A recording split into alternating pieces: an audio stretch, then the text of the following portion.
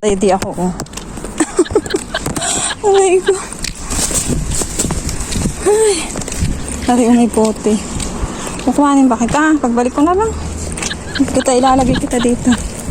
Tignan natin kung may 30 shekel na nakalagay. May nakalagay ba na 30 shekel? Ba't wala akong makita ng 30 shekel?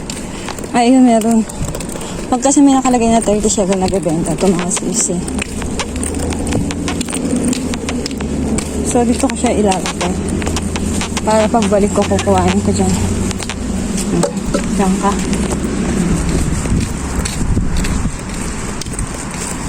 Pawis ko mga sisi. Kita niyo ba? Grabe. Grabe, init.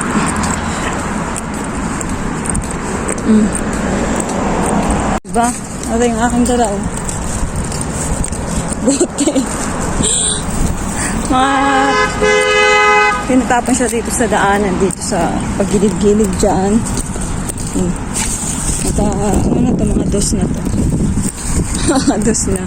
So yung dos dito, 2 shekel dito. Isa pera sa atin is mga 30 pesos na din yan.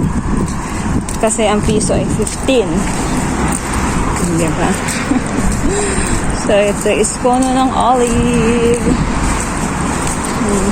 Hindi naman nakakayang magpulot dito mga sisi kasi maraming namumulot dito.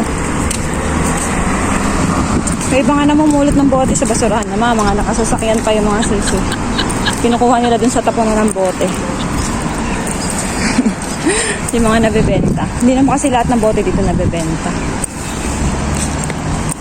Init, kailangan ko na ng payong. Yan, okay, malapit na sa bahay. Ayun, meron din pala dito. Maliit na puno ng pomegranate. Ayun, kita nyo ba? Ayun. Yung mga bunga din. Pwede ang kumuha kasi wala namang may-ari yan. Sa labas lang.